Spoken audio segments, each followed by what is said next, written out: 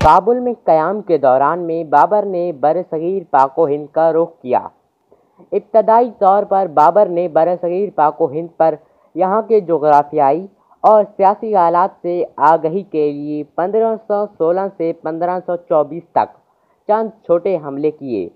اس دور میں برصغیر پاک و ہند کے شمالی علاقوں پر ابراہیم لودھی کی حکومت تھی۔ ابراہیم لودھی اپنے ذاتی رویوں اور سیاسی خواہشات کے باعث اپنے لیے مشکلات پیدا کر رہا تھا۔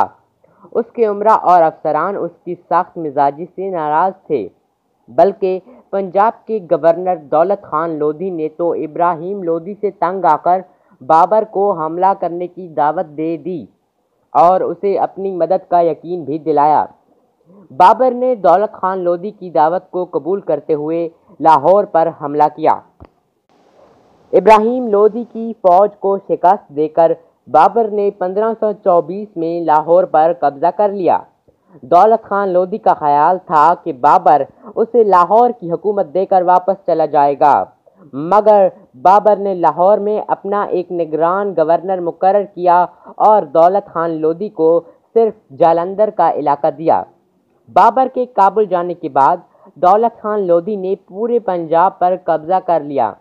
بابر کو جب اس کی اطلاع ملی تو اس نے اپنے مقرر کردہ گورنر کو کارروائی کرنے کا حکم دیا، مگر اس وقت پنجاب کے تقریباً تمام حکمران دولت خان لودھی سے مل چکے تھے۔ ان حالات میں بابر نے خود ہندوستان پہ حملہ کرنے کا فیصلہ کیا۔ بابر کی شخصی خوبیوں کی شہرت جب ابراہیم لودھی کے امراء تک پہنچی تو انہوں نے اسے ایک بہتر متبادل سمجھتے ہوئے اپنی وفاداریاں بدل لیں۔ ان میں سے اکثر بابر کو ہندوستان پہ حملے کے سلسلے میں مدد کی پیشکش کرتے رہے۔ بابر کابل سے قندھار کے علاقوں کی طرف روانہ ہوا اور بغیر کسی مزاحمت کے سیالکوٹ پہنچ گیا۔ دولت خان لودھی کا بابر کے مقابلے میں ٹھہرنا مشکل تھا، لہٰذا اس نے فوراً اطاعت قبول کر لی۔ پنجاب کے مغربی علاقوں کو فتح کرنے کے بعد بابر دہلی کی جانب بڑھا۔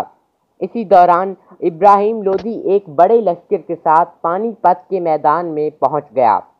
یہ لڑائی اپریل 1526 میں لڑی گئی، جس میں بابر کو فتح ہوئی۔ دہلی کی فتح کرنے کے بعد بابر ایک فاتح کی حیثیت سے آگرہ میں داخل ہوا۔ یہاں آپ کو بتاتے چلیں کہ پانی پت آج کل بھارت کے ایک صوبے پنجاب کا ایک شہر ہے۔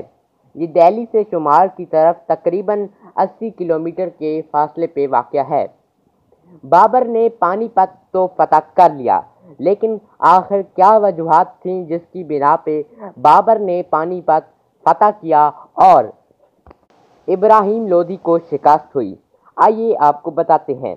سب سے پہلے ظہیر الدین محمد بابر کی فوج تعداد کے لحاظ سے کم مگر ہر لحاظ سے ایک منظم فوج تھی۔ بابر اپنی فوج میں نظم و ضبط کو خصوصی اہمیت دیتا تھا۔ اگر کسی سے کوتاہی ہو تو اسے مثالی سزا دیتا تھا تاکہ دوسرے بھی اس سے عبرت پکڑیں۔ بابر کی فوج کے مقابلے میں ابراہیم لودھی اور رانا سانگا کی فوج کی تعداد بہت زیادہ تھی، مگر ان دونوں میں نظم و ضبط نہ تھا۔ بابر نے اس بدنظمی پر تبصرہ کرتے ہوئے لکھا ہے کہ ہندوستانی فوج مرنا تو جانتی ہے لیکن لڑنا نہیں۔ نمبر 2 پہ توپ سے بارود پھینکنے کی ٹیکنالوجی بابر نے استعمال کی۔ بابر وہ پہلا شخص تھا جس نے برصغیر پاک و ہند میں توپ سے بارود پھینکنے کی ٹیکنالوجی استعمال کی۔ اس کی فوج میں اس کام کے لیے ایک مخصوص دستہ تھا۔ تیسرے نمبر پہ بابر کی فوجی حکمت عملی تھی۔ بابر ہر جنگ سے پہلے جنگی حکمت عملی بناتا تھا۔ وہ جنگ سے پہلے ارد گرد کا ماحول، اپنی طاقت، دشمن کی طاقت اور اپنی سپاہیوں کی کارکردگی کو مد نظر رکھتا تھا۔ مثال کے طور پر پانی پت کی جنگ میں اس کا مقابلہ ایک بڑے لشکر سے تھا۔ اس نے اپنی فوجی کمی کو پورا کرنے کے لیے چھکڑوں کی قطاروں کا استعمال کیا، جس کا مقصد دشمن کو پیش قدمی سے روکنا تھا۔ اس طرح بابر خندق کھود کر یا رکاوٹیں کھڑی کر کر اپنی فوج کو چاروں طرف سے محفوظ کر لیتا تھا۔ نمبر 4 پہ فوج میں لڑنے کا جذبہ تھا۔ بابر کی فوج اپنے وطن سے بہت دور تھی۔ یہاں معمولی غلطی کا مطلب موت اور ذلت تھی، اس خیال سے بابر کی فوج کی اہلیت اور لڑنے کا جذبہ بڑھ جاتا تھا۔ اس کے برعکس ہندوستانی سپاہیوں میں لڑنے کے جذبے اور نظم و ضبط کا فقدان تھا۔ پانی پت کی جنگ میں بابر نے ابراہیم لودھی کو شکست دے کر ہندوستان پہ اپنا پہلا حملہ کامیاب بنایا اور ہندوستان کو فتح کرنے کا آغاز کر دیا، لیکن ہندوستان ایسے فتح نہیں ہوا۔ اس کے بعد بھی بابر کو بہت ساری جنگوں لڑنی پڑی۔